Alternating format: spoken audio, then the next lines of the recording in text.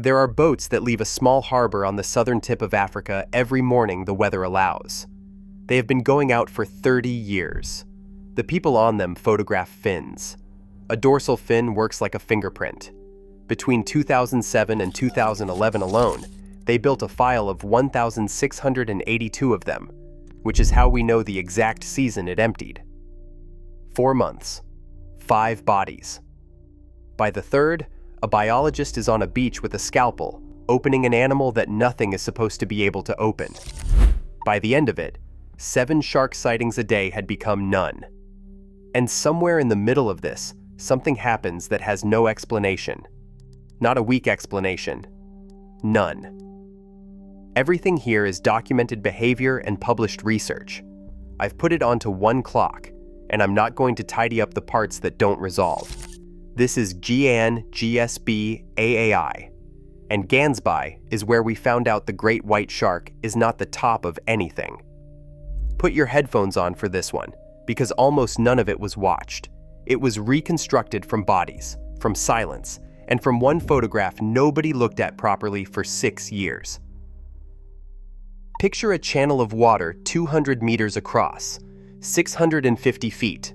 On one side, Dyer Island. On the other, Geyser Rock. On that rock, 60,000 Cape Fur seals.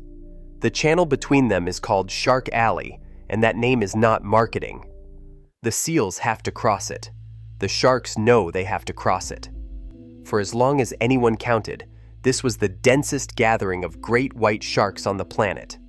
Researchers were logging close to 7 sightings per sea day.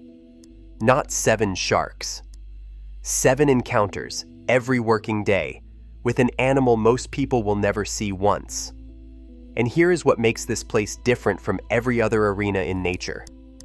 There are no walls. Nothing here is trapped.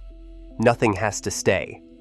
Every animal in this story can leave in any direction, at any moment, and never be found again. Hold on to that. It's the whole ending. From those fin photographs, researchers identified individual sharks, not estimated, identified, by notch and by name, 532 of them. Hold on to that number too. 500. It comes back at the end of this video, and the shape it comes back in is worse than the bodies. And one more thing. On the 7th of July, 2017, a diver on a shark expedition at Seal Island photographed a female, 3.5 meters, 11.5 feet. Broad through the trunk, heavier than her length suggests, the kind of animal crews remember without being told to. He took the shot because she came in close and turned. Nobody looked at that photograph properly for 6 years. Now the other side. 2 adult male orcas, first recorded off Cape Town in 2015. Both have collapsed dorsal fins, 1.5 meters of tissue folded flat. One folds left, one folds right. A whale-watching operator out of Simonstown named them for it, port and starboard. They are the most identifiable animals in the ocean. You can name them from a kilometer out, in bad light, from a moving boat. 500 sharks against 2 whales. That sounds like a mismatch. It is, just not in the direction you're expecting. The first sign wasn't at Gansby. It was in False Bay, 90 minutes west, in the kelp forest. There's a species there called the broad-nosed seven-gill, a shark with an ancestry older than most things with a spine.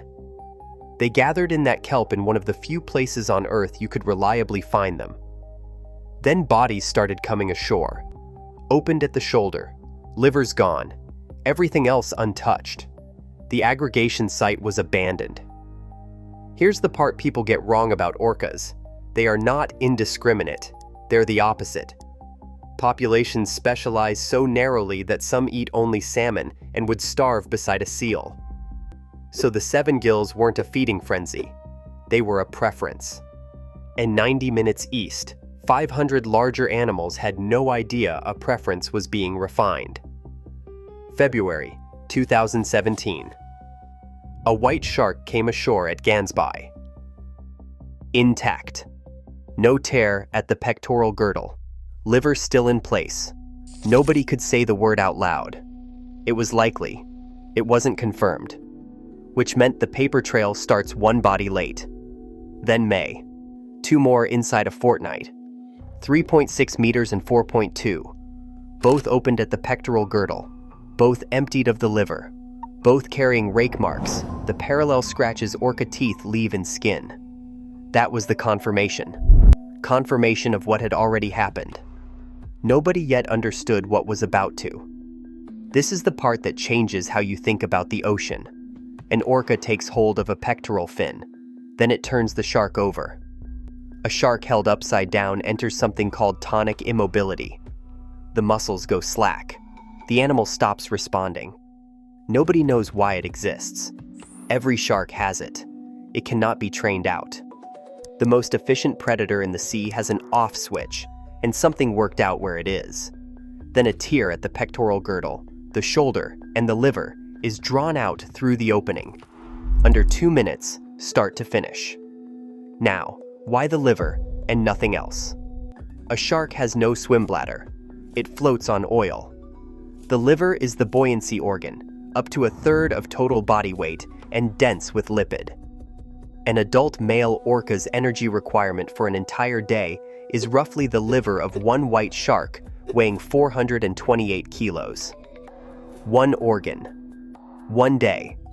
And here's what most people take from that. That the orcas are simply stronger. They aren't.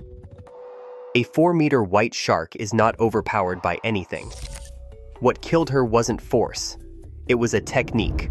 One hold, one flip, one opening. And a technique can be taught. Strength doesn't spread. Technique does. 30 seconds, and then we're back in the water. Nothing on that coastline survived alone, and neither does a channel like this one. If you want the next one made, subscribing costs you nothing, and it's the only thing that decides whether it happens. Now the photograph.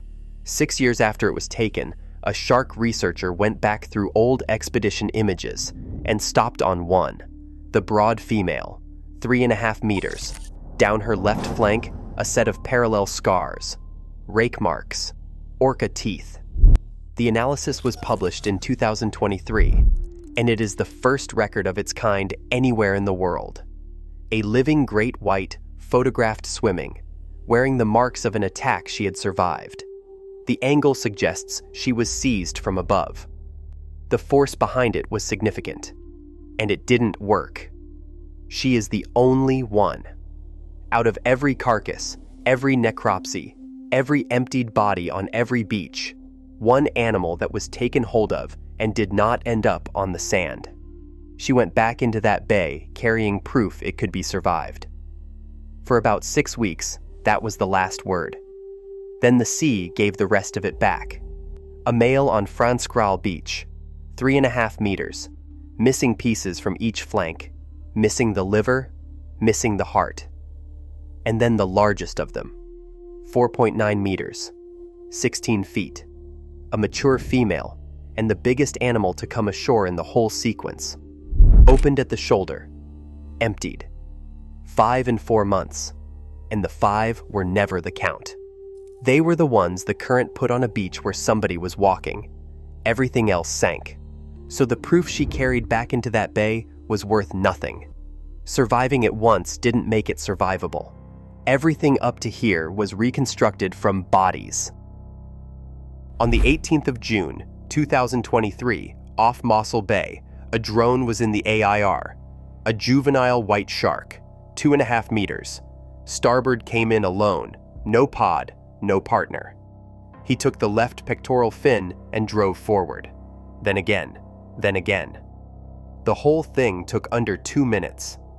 He surfaced past the boat afterwards, carrying the liver in his mouth, and the people on board could see exactly what it was. That is the first time anyone, anywhere, recorded an orca killing a white shark alone. The number this story started with was 2. It is now 1. Here's what should have happened after 2017. 500 sharks, spread along a long coastline. Almost none of them near the killings. almost none with any way of knowing anything had occurred. Some should have left. Most should have stayed. The sharks vacated Gansby immediately after the predation events. 14 tagged individuals cleared out fast. Some ran east and kept going. Sightings stayed down for around 2.5 years. At Seal Island, where the photograph was taken, the great whites were gone completely by 2019. And this had happened before. October 1997. The Farallon Islands, off San Francisco.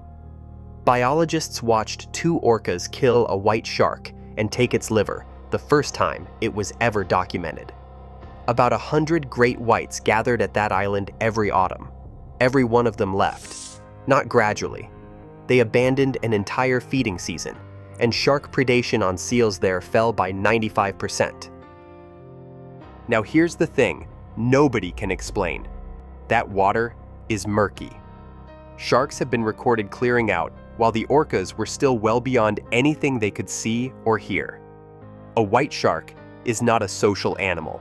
It does not school. It does not signal. It has no pod, no clan, no call that carries identity across open water. There is no mechanism by which 500 solitary animals agree on anything. They agreed anyway. A chemical cue from a dying shark. Independent decisions landing on the same answer. Something we haven't named. Nobody has proven it. Nobody has ruled it out. There is no climax to this. I have to say that plainly, because it's why this story sits differently from every predator story you've heard. There was no battle. There was no last stand. The boats kept going out. 7 sightings a sea day became months with none. Dyer Island had been called the Great White Capital of the world, and it stopped being that. Sharks began vanishing for weeks after every confirmed sighting of port and starboard, not fleeing an attack, fleeing a rumor. So, predation or eviction? One reading is simple. 2 specialists found an abundant food source and worked it. The sharks did what prey does. Everything downstream is consequence. The other is harder to sit with. 2 animals removed an apex predator from an entire ecosystem while killing a rounding error of it. The bodies were beside the point. What moved 500 sharks was fear. I'm not going to tell you which reading is right, because the people who've spent their careers on that coast haven't settled it either. So the orcas won. They took the alley, they took the livers, they took the densest gathering of white sharks on Earth, and they did it in 4 months. And here's what nobody tells you about that. They didn't win anything. They ate, a handful of times. Then they moved down the coast and did it somewhere else. It cost them nothing at all. The bay lost everything, and the whales never noticed. The 500 sharks I asked you to hold on to. Most of them are alive right now. That's the part that should bother you, not the 5 on the beach. They weren't beaten. They were never asked to fight. 500 animals that had never once acted together lost a coastline it took them 40 years to fill, and not one of them ever knew there had been a war. Only the female from the 7th of July ever put a mark on the other side, and she didn't win either. She just didn't die. 2 animals that hunt together are 2 animals.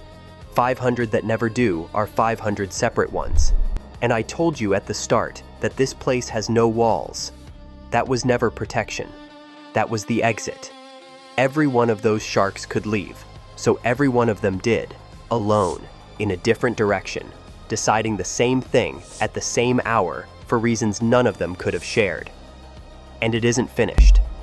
In the Gulf of California, orcas have been filmed doing the same thing to juvenile white sharks and passing the liver between members of the pod, calves included, which is how a technique outlives the animals that invented it.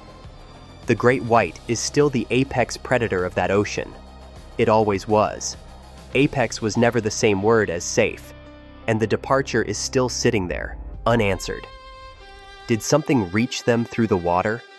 Or did hundreds of animals independently land on an identical answer at an identical moment, twice, on 2 continents, 20 years apart?